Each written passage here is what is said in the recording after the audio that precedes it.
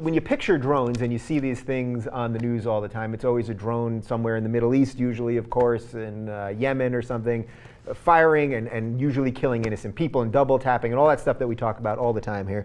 But you know, we are getting drones here, and they're going to be delivering our packages, and they're also going to be stealing your Wi-Fi and figuring out what's on your phone. Yeah, let's take a look at some video of a new drone that's coming out. That's a hacker. He's using technology installed on a drone to grab cell phone information from people below. This technology has been used on cell phones and laptops. One day, it could be installed in a larger aircraft. Think helicopters or small planes. Down the road, and yeah, I've seen lots of devices. It must be the people walking down the road. He can also see your usernames, passwords, credit card information, and get this, in some cases, your home address. Yeah, so that's why we talk about drones all the time, because we're doing it over there, but to loosely quote George Bush, it's going to end up coming over here. I mean, look, even if they're not going to be shooting us, which Rand Paul has talked about, you know, you're going to walk out of 7-Eleven, they're going to drone strike you. So even if it's not that level, this is pretty scary stuff, because we know that they're taking our information already and the metadata and all that. Right. But now that we're going to have drones flying around, they're going to have access to all this stuff. Well, it's the same thing that's been happening. I mean, people have been creating these, fake Wi-Fi hotspots and stealing people's information. The difference now is that it's mobile, and these little quadcopters that are being used in photography and used in videography, they're inexpensive and it's easy. It's now mobile, and that makes it more terrifying. But this technology has existed. It's one of the prices, sadly, that we have to pay for the convenience of using our phones to bank, using our phones for email, using laptops and things like that. It becomes our responsibility to be aware that these things do happen, and we have to be really careful with how we approach Wi-Fi with our cell phone devices.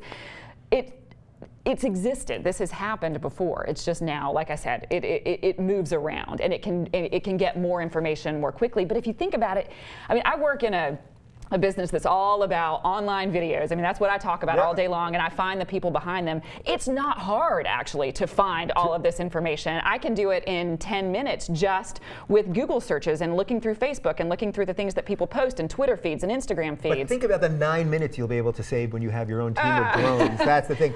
Jimmy, who do you fear more? Do you fear just the hacker, the guy that's going to do this, or do you fear the government doing this? Which do you think is actually worse for us? You know, I mean, of course, I worry about both of them, but I guess I'm more worried about the government. That seems because they would be shielded from prosecution, things like that. They could, yeah, I would be more. I mean, this is, I don't, you know, they say privacy. I don't know. I mean, what are we supposed to do? I just assume that they know everything about me at all time. It doesn't matter what browser I use to surf the web or whatever. They're going to get it if they want it. And it just seems like somehow we're through the looking glass, right? It just seems over now, and your idea of privacy is done. Right, we want this life of being connected. We like the way the world has, or a lot of people do. They like that everybody's connected, but that's the other side of it. That's the price we pay of it, because we're living our lives online. All of that is accessible, and not just by drones. Like, that's the thing. People are really scared because the name drone has this, it instills fear in people's hearts. But it's already happening. It has been happening. You know, every time, I was never a waiter or in a restaurant, but I always thought about, like, when you use a credit card to pay, and they used to do the click thing, and they would have all your information right there. Any person who's a waiter or a waitress had your credit card information on them, and yet we never worried about that. And they could have stolen it and used it anytime they wanted. Wait, so is that a little bit of something decent about this? That maybe our information has been out there all along, and I'm saying, because I know a friend who wouldn't buy a plane ticket using the internet because he was afraid to put his credit card into the internet. I'm like, so when you call them up, it just goes into their computer. Right. You're actually telling it to someone. Yeah, you're going to say. So, I mean, I guess I guess you just cross your fingers and just be glad that nothing has happened so far. As technology increases, we just have to be more aware. We just have to continue to stay aware of how to protect ourselves. And then businesses also have to step up to the plate and protect with their, and credit card companies do that now. They say that you're not responsible for fraudulent charges. The problem, though, is that we as consumers end up paying the price for that because the bottom line is affected by how much money they lose to fraud all the time. We have to be informed consumers. We have to protect our own information, but we also have to be aware and keep ourselves safe, because more of our information is accessible than we think, and we're the ones putting it out there. Yeah. Are you saying you don't read the 50-page thing when you sign up for iTunes? You don't have your team of lawyers with you sitting there going through, well, Beth, I don't know if you want to sign this because because this is terrible. Right. No one has the time to do that because we connect everything through we live our lives online. Yeah.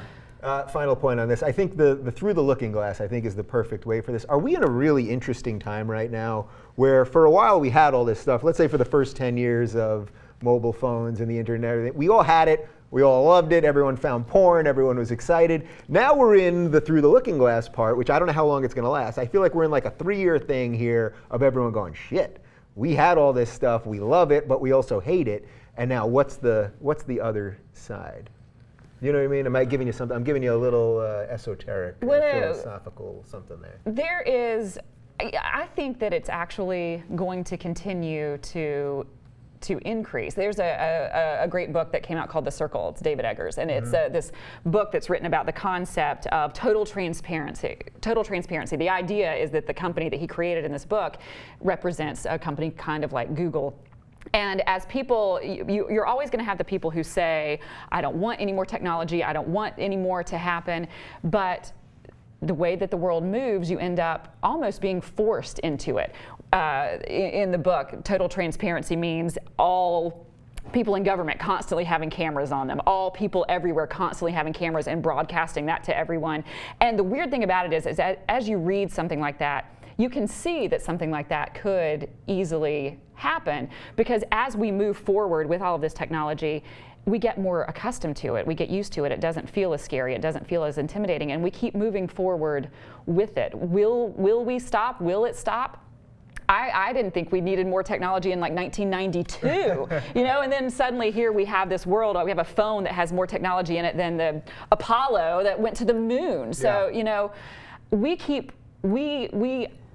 don't stop it. We keep buying into it. We keep moving with it because we have this whole concept that it's better to be connected. It's better to put our lives out there. Because we kind of become narcissistic in a way. You can't stop progress. Bring us home, Jimmy. Well, you know what they say, the definition of a narcissist is someone who's better looking than you.